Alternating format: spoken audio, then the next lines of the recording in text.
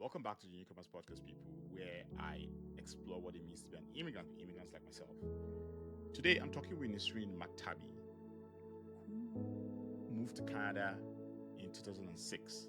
She's from Lebanon, and she moved during the Israel's invasion of Lebanon. I mean, she tells me she was telling me in the pre-show about how when they were trying to get out of her country, like the warplanes were literally flying over their heads while they were in the taxi. And like she has a video of, I'm gonna ask her to send me a video at some point. She has a video of where literally where the warplanes were bombing places around her. Like, do you know how scary that is? But this conversation isn't really about how, running out of Lebanon. Nisrine is a trauma psychiatrist, like she's a trauma coach, sex physiotherapist rather. And we talk about how as immigrants, the amount of trauma we struggle with, and how we need to ensure that we don't pass that down to our kids. Because for me, like that's a big thing I think about. Like, how do I make sure that all these things I'm going through that I don't pass it on to my children, and then they have to also deal with it? Because then, like, I would have failed as a dad. But yeah, let's get to it. Enjoy.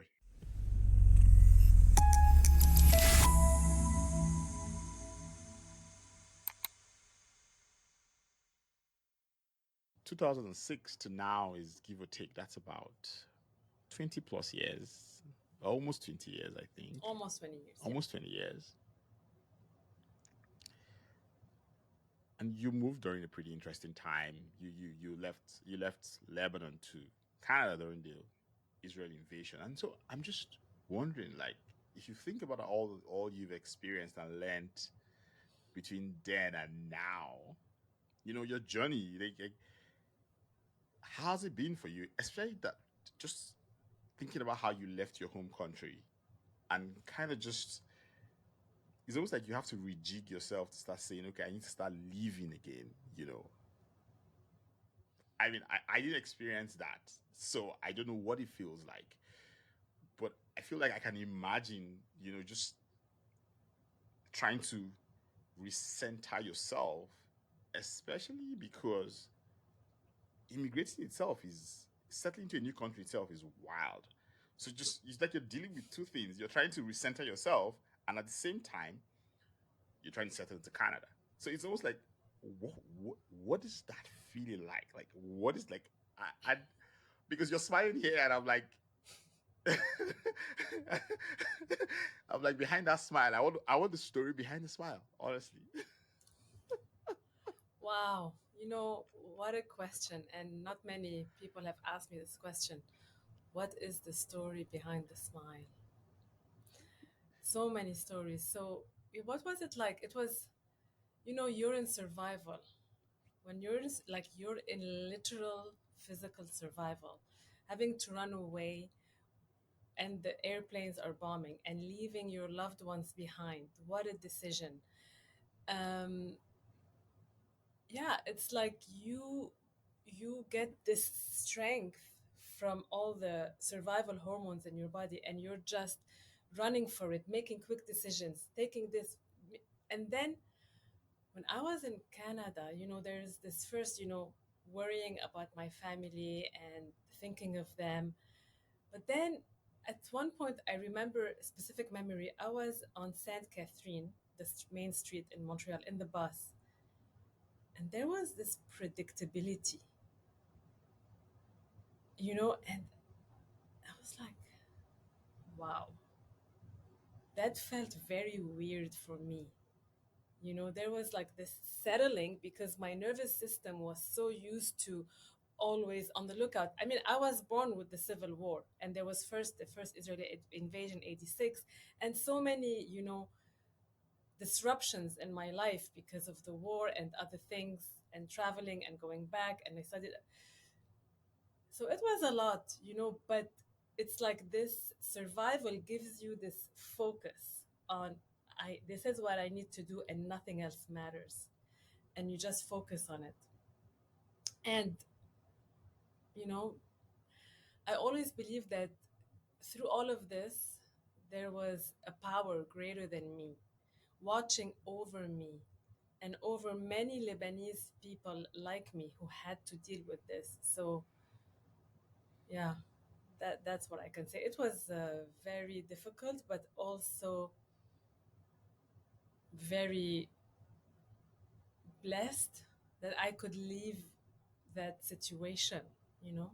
Yeah. Yeah. And I can imagine when you talk about that thing of when you describe that moment where you're trying to accept that life has gotten predictable and is no more the, oh, okay, like, what's gonna happen next, what could happen next, like the boss will arrive at 8:15 every single day, the boss will come to pick you up by 6 p.m. every single day. When you go back home, there's power and Yeah.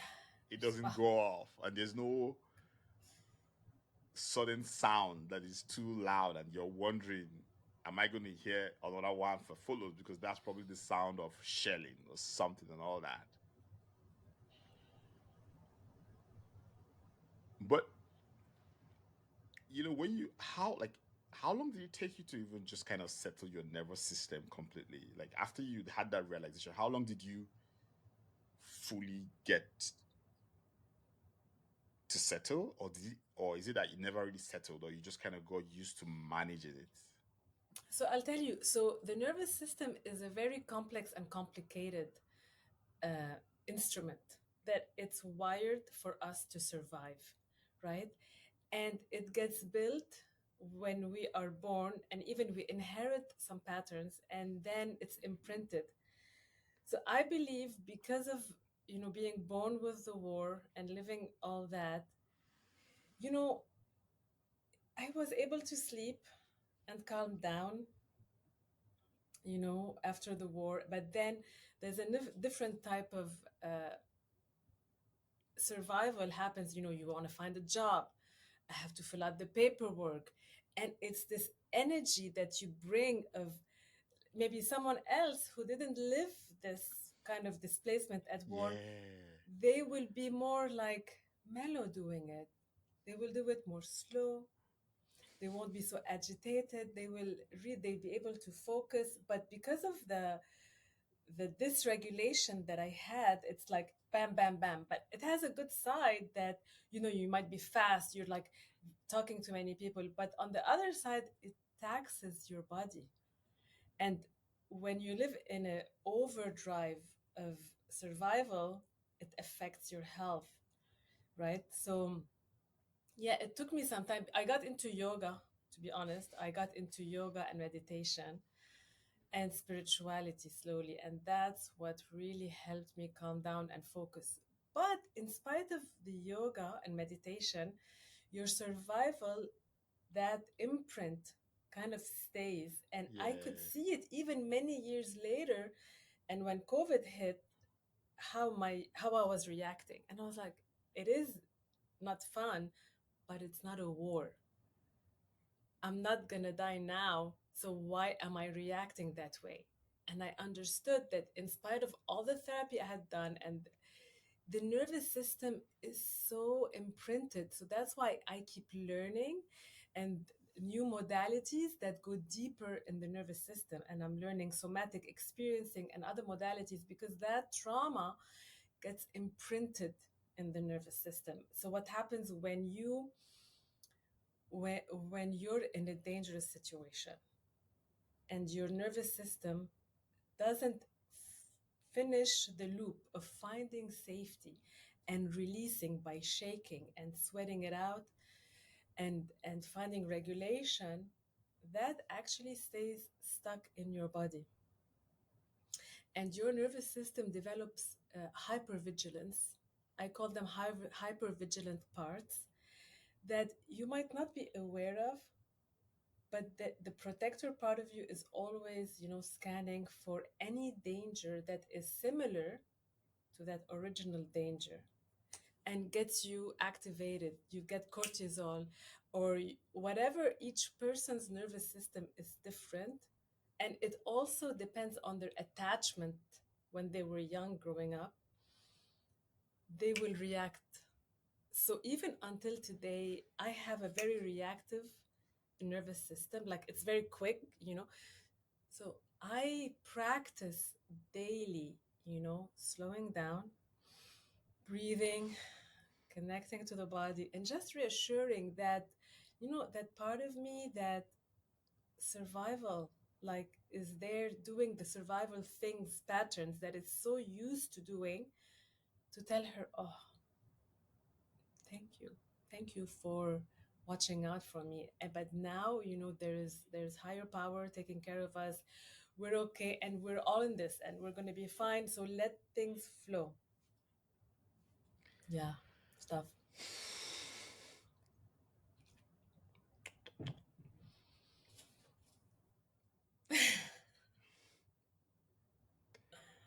You're a superhero, by the way. Just can we put that out there?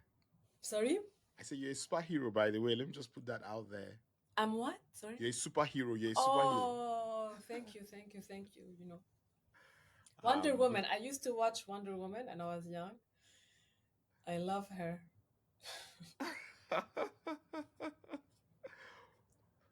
gosh, and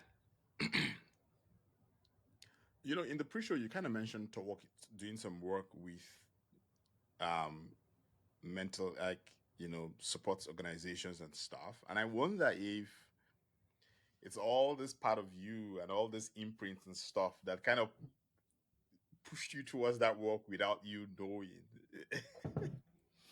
You know, that's it. Our trauma response, our survival response basically shapes us in such a way that it also might be painful, but at the same time, it's our purpose. So it's like what the saying, turning pain into purpose. Yeah. So because of the way my nervous system was imprinted, I became a therapist. And because of all the relocations that I've been through and my own experience, I'm very attuned with the newcomer multicultural experience. And literally, when I was in Montreal, actually, I met people in Montreal who worked at Access Alliance. And they told me, Nisrine, move to Toronto. There's a job, like you're made for this job. And that's why I say I was born to do this work, you know? Yeah, so yeah, literally that. But I have to say, like, I enjoy it. You enjoy it because your body is literally just doing the work. I feel like, do you enjoy it because your body is literally reacting to the imprint that is in there, which is, so it's like that's the center part of the imprint. You're saying we're talking about a question that goes in my mind a lot. I'm like, why am I doing this? Sometimes I'm like, why don't I just relax? But I've thought about it a lot, and I'm a very spiritual person, and I often ask God, you know, that what's the best for me. So Yeah. you guide me, you make what is for me easier. And I follow that path. And I think that's very Hmm. important.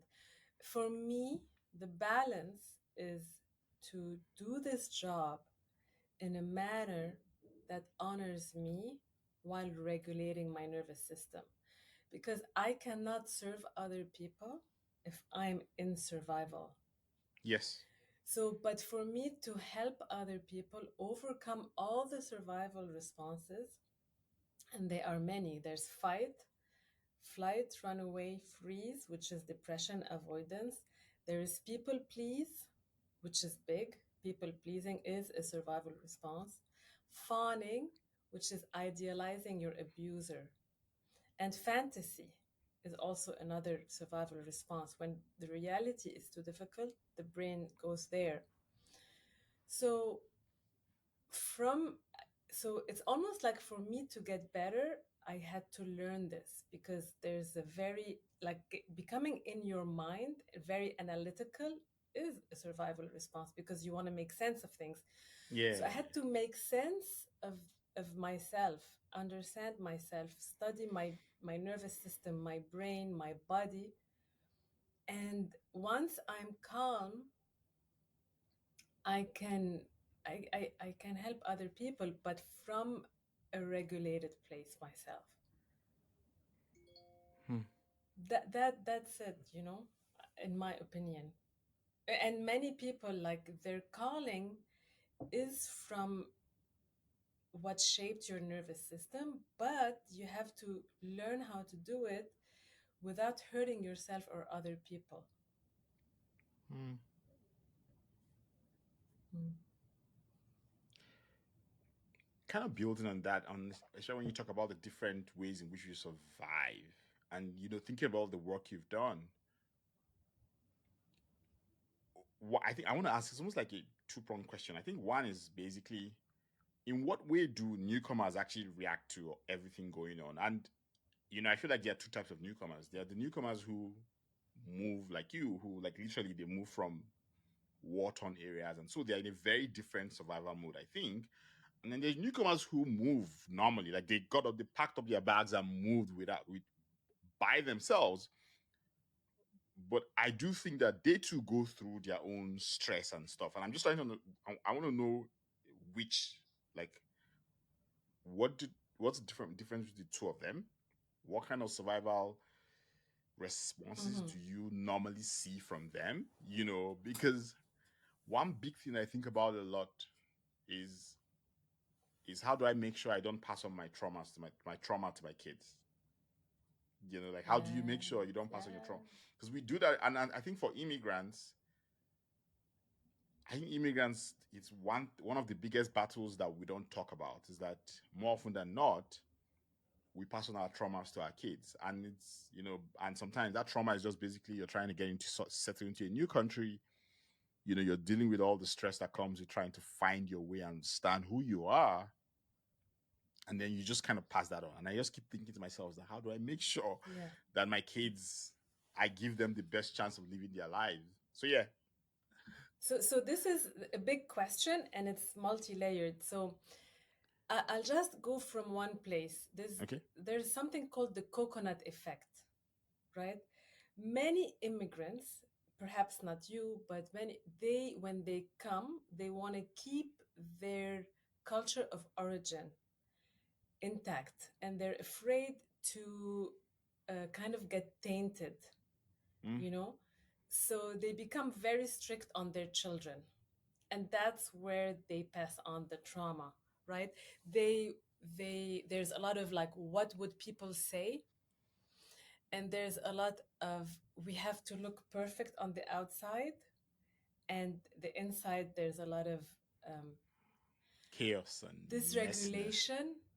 dysregulation, and there's a lot of authoritarian Yeah. patriarchy.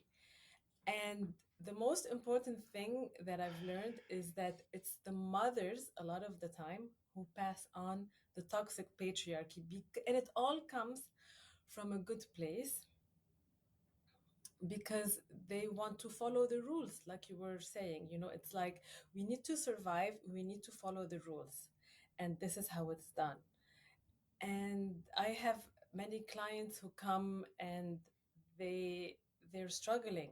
They love their parents, they love their their parents' culture, and they're attached to it, because when you're an immigrant and you come here and your parents are different, they look different, they cook different, they speak different than everybody else around you, your culture becomes that much more important, because Yeah. you have to understand, our nervous system is built for survival, and our survival is in our tribe, our belonging. We have an ancient nervous system that is biological, does not know we live in a city, and we will be okay. And especially when we're young. So what happens is, the kids come, and they're like, but I it's okay if I'm a girl and I go out and I come back, I'm gonna be fine.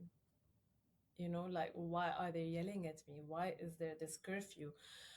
And it's a lot of love and heartbreak between the parents and the children. So this could happen. This is a struggle from, like, the family life that could happen depending on the parents, how strict they are. And there is a solution to it. there's a solution, and the solution is for the parents and the children to listen, to offer deep listening to the other one. And what happens is the children especially get lost, like, who am I? What's my identity? Or they might know who they are and just leave the parents, but then later come to terms, who am I? So it's a journey that I go through with my clients for them to be able to build more harmonious relationships with the parents, but many times it's impossible. And then they choose to cut cords with the family if it's very dangerous and toxic, and to find who they really are, which is a mixture of all the cultures. Like, you don't have to be one or the other, Yeah. but there is this, our genes carry the nervous system of our ancestors up to seven back. So Jeez. yes, there's research about it. So it's really important to, I mean, this is what I found, that children are very attuned with their roots. You know, there's, I believe that the deeper we are connected to our roots, the the better the fruit of the tree. So even though, you might be born in Canada, and your parents are difficult, this creates a wound, and it's always nice to reconnect to that culture. And people find their way, my clients, when I work with them, to, let's say, accept that they're gay and they're Arab, and the parents don't like that, but they come to a place where they understand where the parents' view comes from,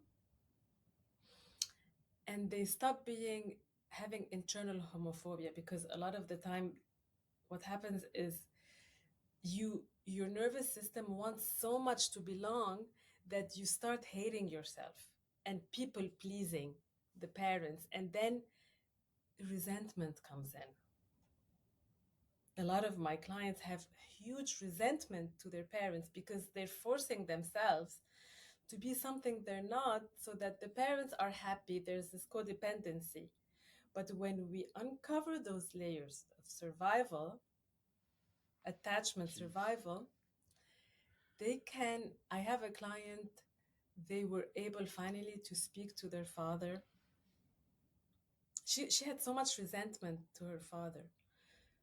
And after, like, we processed the trauma, she was able to talk to the parent, and the parent was very open to receive and gave a big apology. And since then, there's no more resentment, and there's a closer relationship to the parent. So that's on kind of the relational aspect. But also, like you said, there's a systemic barrier in the system in Canada or any other country where you move to, but especially Canada, because Canada has this big perception image that it projects to people, that we are not racist like the USA. We accept people like they are. We're not such a colonizing country like Europe. There's a lot of systemic barriers and difficulty to entry in Europe. So myself and the newcomers I've worked with, we're like, Canada, the panacea of, we all want this Canadian passport. And listen, it is a great passport, the Canadian, but when you come, you can be a doctor back home, an architect, and it's so difficult to get this, be able to enter these colleges and Yeah. the professional bodies. It's like there's these gatekeepers, and it's very um, interesting because they cherry pick. Canada cherry picks.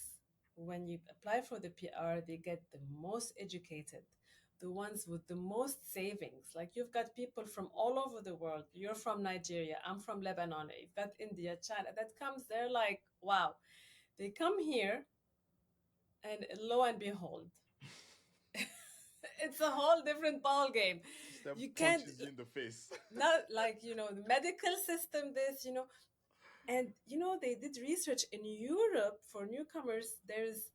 It's some things are much more easier, and there's much more support for new immigrants, especially Germany and Australia.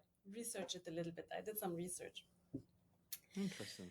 So when I worked at Access Alliance, and Access Alliance is a community health center that um, specializes in helping newcomers, and we worked in priority areas in the East End and the West End. So they had one hub downtown and then two hubs in priority areas where the very poor, underserviced newcomers who have higher education but lower jobs than the national average live in these high rises.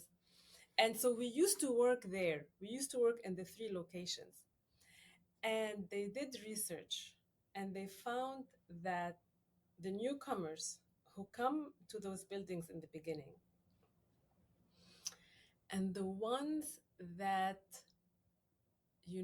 either get stuck in the system, low income, versus get out and get jobs or do businesses, the difference between these two is perseverance and overcoming the obstacles. Because let's face it, discrimination, adversity, it's part of life. And as a newcomer, you experience it that much more. What happens is the difference between the people who persevere versus people who give up and get into the survival shutdown, depression, or so much anxiety that they get sick is the work that I do, is to help people work through their trauma, because the adversity that you face is simply a trigger that reminds your nervous system of something in the past where you were blocked.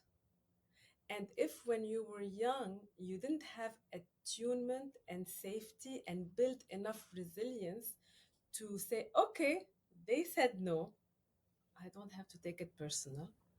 I don't have to make it a big problem, but I can keep going. I can still have that strength in me and that resilience and that mental acuity to just keep my eye on the prize and keep going. That takes a lot of nervous system strength and agility and malleability to go from sadness, yeah, it sucks. I was rejected and it's not fair that I had to leave my homeland because of war or because for better uh, uh, financial situation, which, by the way, in my opinion, both those things are because of colonialism, the effects of colonialism. And then we come here to the countries that created colonialism, right? And then we're like, we run away from the coast to the mouth of the wolf, right? And we had to leave our homeland, which we got used to. And now, it takes a lot of like strength to do that. So the work that I do, it helps people to process that rejection so that they can move, like they finish the trauma response, they shake it off, and they have the strength to keep going. And the people who keep going are the people who succeed. And I will add one more thing is that there's, proper mental health and coaching is expensive. There's wait lists. I mean, there's a lot of community centers and such that offer it, but Yeah. there's a lot of wait lists. And they don't all offer the trauma informed or multicultural. So the more we have this, the more we make it accessible and affordable, the more when these people, newcomers, have access to it so that they can keep going in face of discrimination and adversity.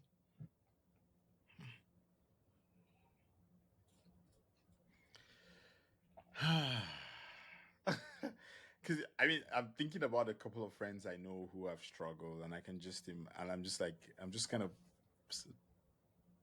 thinking about what they've gone through and how they've reacted to it, and just wondering. Like, yeah, yeah, because just trying to find your way through these back and forth. You try to move, you get slammed back down. You get up again, you try to go again, it pushes you down again. You know, at some point, you just kind of shut down. You don't know you've shut down, but you've just shut down mentally. And so everything now becomes a self-referential loop of doom. Like it's, as you just keep, just keep going. And the thing about doom loops is that the more you go round and round, the deeper you go into the hole, that you now need to do more work to climb up the longer you stay there.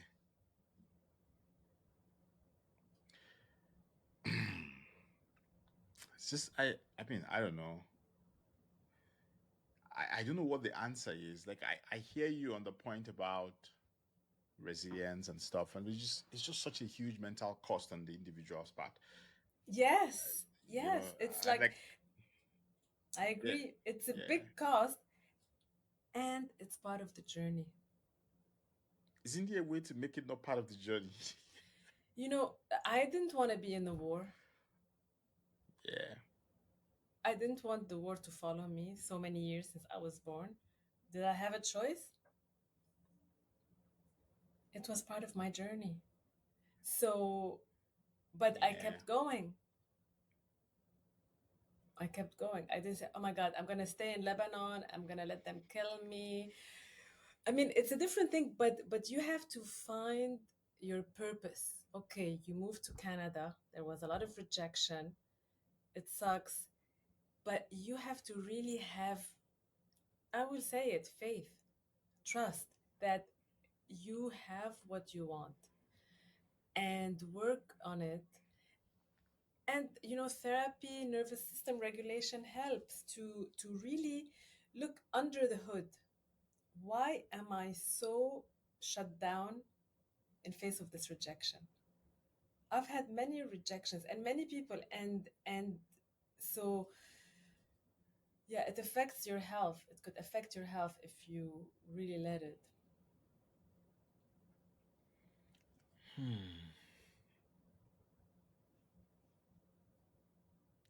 I found there's something I keeps coming back to my mind, which is what you talked about the identity the kids go through, how the kids' identity becomes so fragmented in all that, when all that things happening with their parents and stuff. Like, is there a way the where I can, for example, make sure that that doesn't happen from day one? Like, how do you even do that? Because you talked about the fragmented identity. You talked about, yes, we need to our roots go 7 generations back and we need to kind of connect to our roots, but then also we need to integrate. And so it's like, how do you take all those three things into consideration? Like, I need to make sure identity isn't that fragmented, but I'm Nigerian Canadian, my child is Canadian, more Canadian than I am. Then I need to still connect them to my roots, but we still need to integrate. Like, I'm like, how do I do those three things at the same time? By accepting who you are, by realizing that, you know, this Canadian earth that you're on, if you put your feet on the floor, this earth, it's the same one we all share. We all Hmm. share this land, and even the air we breathe, it's the same air. It goes all around the world. Do you know that the water we drink is a water that is the same water that has always existed? It keeps changing. You know, there is a lot of grief and pain in this journey. I'm not denying it, okay? And there's a lot of hurt. And when you don't deny your pain and your hurt, you can get to the other side. And repair is the most important piece of relating, because nobody is going to be always agreeing with somebody else. You know, there's Yeah. rejection, there is this, and then you decide, is this a relationship like the your child's school you were talking about? Is this someone I can talk to?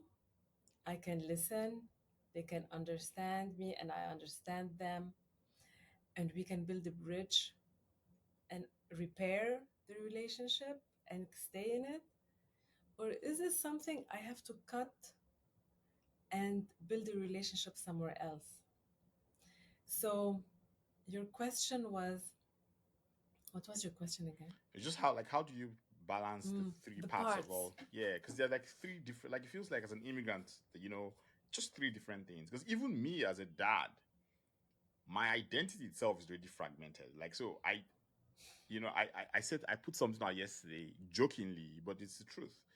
When I see a goat, to me, when I see a goat, the animal, the goat, to me, that's pepper soup. We use it to make pepper soup back home. So that's all it is to me. It's just, Soup. It's a soup. yeah, it's a soup. It's something, a part of a soup.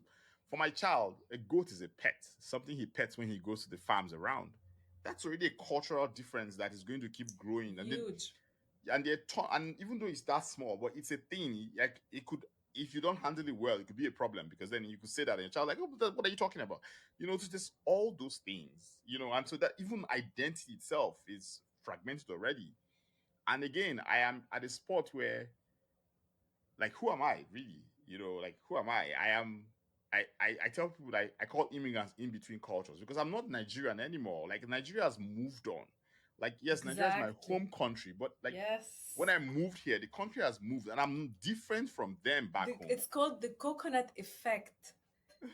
That's what I told you. When the immigrants wants to hold on to that, because it's like, this is my identity, who am I? And you have to understand, I hope, that you can use the concept of identity to keep you in prison or to liberate you, Mm, because you matter, your child matters, and you can have different points of view and still love each other yeah, and yeah, guide him and protect him. That's yeah. very important.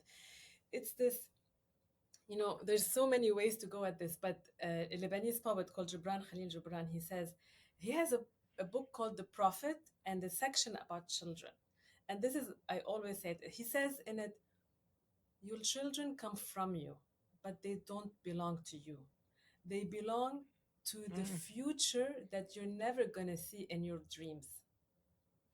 And you can give them your thoughts, but you can't make them have the same values. gosh, And like, this that is is so if they good. were born in Nigeria, if you were with them in Nigeria, or even if you came here. So, the immigrant experience, indeed, it's a lot on the nervous system. But you have to know that you can either use this to stretch you and to make you more whole, more kind, more understanding, more resilient, more happy, or you can use only see the bad things and why are they different, to get angry, resilient, shut down, and to say, I need to belong. I have to be this way to belong. They have to be. Mm, No, you have to. My hope is that we get to know ourselves and we love ourselves and we can be not either or, but this and. I can be Nigerian and Canadian. I'm my own definition of Nigerian. Being human is like, the more I spend time on planet Earth, the more I feel being human is so beautiful, so interesting, so much nuance. So with your child, the base is to be, to have repair, to understand them, because he's coming, he's bringing a different world already. yeah, He's young, he's bringing a different world, and you're bringing a different world. But he's your son. He's literally carrying your genes. So yeah, how can you you have to be a very stable base. And this poem talks about that your parent, as a parent and in psychology, you can tell your child, go be who you want to be. I'll always be your father. Experiment. I'm here. Fail. Come back. You don't have to, like, I can guide you. This will do this will do that. But a lot of the time, the kids, maybe they have their own ideas, they have a creative urge, or they need to make sure it hurts, before they believe you. They really want to try it. And maybe they try it and it doesn't hurt them. Yeah, and that's just it. Yeah. And the parent's role is to just, you know, be there in awe of this creation that God has passed through you, and just really, it's a lot, but it's possible. And it's like you said, you don't want to pass on the trauma. Yeah. So it's this very rigidity that you have to be this way or you're bad. That's almost like conditional love is like, if you're not like us, you're Then you're not different. in, yeah. You know, if and the other thing is to be interested in the child's world, because we live in a world now where, okay, we have to go to school at this time, get ready quickly so we don't have time, bam bam bam bam, right? But carve out time, playful creative time with the children, where instead of the child having to perform to survive in a world where there's schedules and milestones, carve out some time in each week to have creative, non-linear play with the child, where the child can explore and the parent explores with the child. And if, let's say, the parent yells one time or gets upset or makes a mistake and then regrets, that's okay. You can always go back and apologize and explain to the child what happened. Children are very intuitive and really smart to know what's going on. Yeah. And one last thing about this, what I notice, a lot of parents these days they have so much high expectations of themselves that I have to be the perfect parent. I can't pass on the trauma.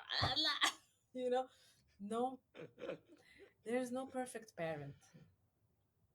And let me tell you something else is that your children are not your children. You, many mothers tell me, "Oh, I don't want to mess up my children." I'm like, okay, first of all, it's their journey, and Not if yours. Yeah. it's if they felt messed up because of something you did, that's on them. Because you did what you know how to do, and you were trying your best, and the child has to evolve in their own wound, because there's no life without wounds. And the journey of life is to take care of our wounds, even though somebody else hurt us. And this comes with everything. Yeah, I mean, and I think that I agree, because I think that one problem we have in the world right now is this thing where we try to live in a world where we optimize for no wounds at all. Like it's almost like a nanny kind of world. Let's make sure that, but like life is really you just going through different wounds and just unlearning and adjusting and getting better and passing on that knowledge to those who are coming after you. I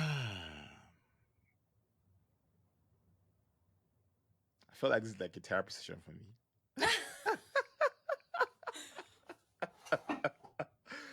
Well, thank you. I mean, like, I think this is a great place to end this. Like, honestly, like, I need to go sit down and just think about all you said, because, like, gosh, because especially as an immigrant, I feel like you have to be doubly sure with this because you're dealing with a lot of stuff. So you've upset your nervous system, for example, so much. So every other thing that comes, parenting, identity, everything is now happening within it's like in a little box of atoms that's just against each other. So much happening when you're moving, the paperwork, your nervous system, like having to relocate, buy furniture, have a new job, creating a business, especially you're an entrepreneur. There's so much happening. So the best thing is to really first take care of yourself, Yeah. your nervous system. What makes you come back to center alone, alone first. And then who are the people that help you regulate your nervous system, so that you can, and really, it's a messy world. Yeah. But more and more, especially after COVID, people want to get it right, because COVID was scary. Yeah. Yeah. COVID really, really, COVID hit us in a way that we changed as a people. We changed as a species. We changed. We did change a ton. But yeah, thank you, Nisrine. Thank you. Like, that was therapy for me, honestly. Like, that was therapy. I hope it was useful for you too, because like, I need to go sit down and think about this, and like also process how I'm reacting to things and how my nervous system is behaving to things, and what are the things that are like my triggers when I start my inner nervous system has to scan for what's bad, what's good, what's happening. But as always, please, if you know someone who finds it useful, please send this to them. I think there are a lot of people who find this useful. So if you know someone, send to that person. If you know someone I should talk to, send them my way. Subscribe, like, share, comment. I mean, just help us. Like, we push it out there. We're on Substack, YouTube, anywhere you get your podcast, you find us there. Thank you again.